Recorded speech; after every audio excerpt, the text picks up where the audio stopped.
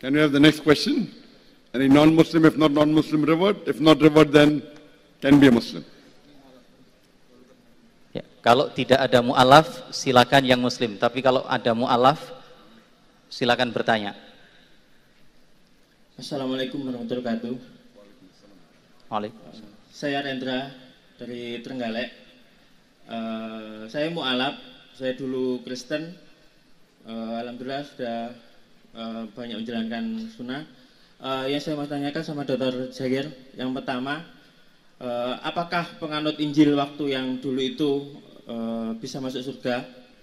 Terus yang kedua, gimana saya cara meyakinkan kepada keluarga saya, terutama kepada keluarga besar ibu saya, karena masih banyak mayoritas yang masih Kristen, bahwasanya memang Injil yang sekarang itu sudah melenceng jauh dari yang dulu. Terima kasih. Assalamualaikum warahmatullahi wabarakatuh. Waalaikumsalam warahmatullahi wabarakatuh.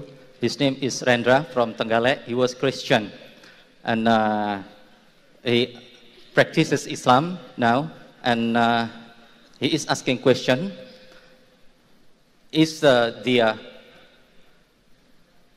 people following the original Bible, the original Gospel, which has not been corrupted, can be in Jannah? This is the first question. And the second, how to convince my family to be Muslim? The second, how to convince my family that Islam is, how the method to convince my family to be Muslim?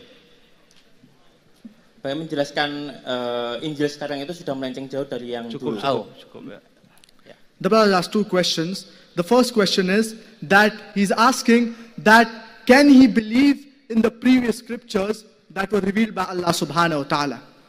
And the second question is how can he convince his parents regarding to accept Islam?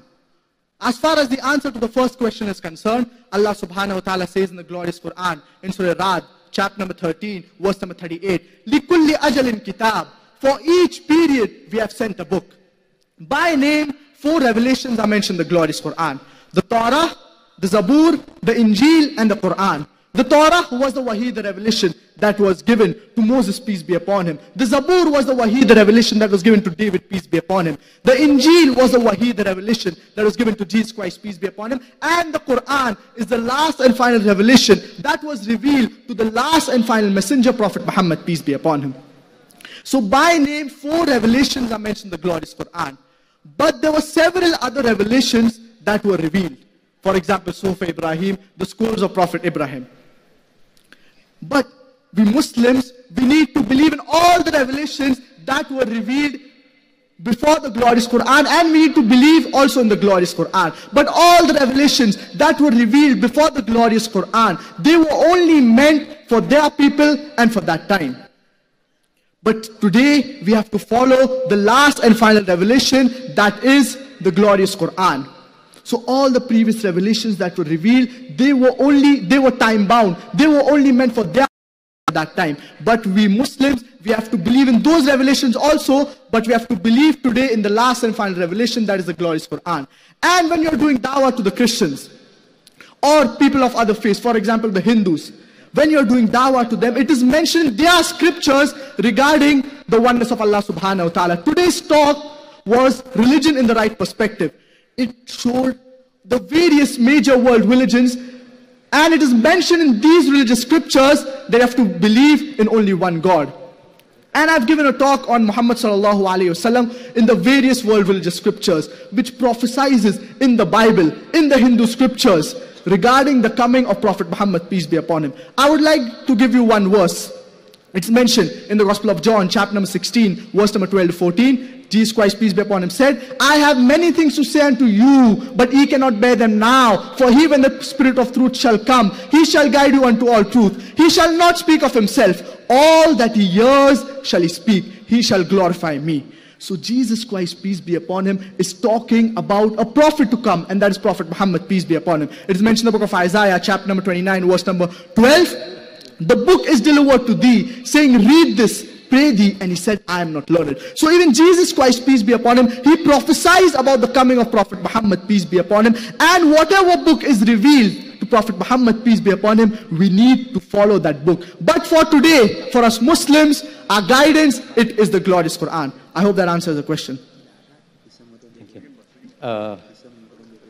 Ya, dijelaskan bahwa Okay, the second part of the question is, how can you convince your parents regarding them to accept Islam?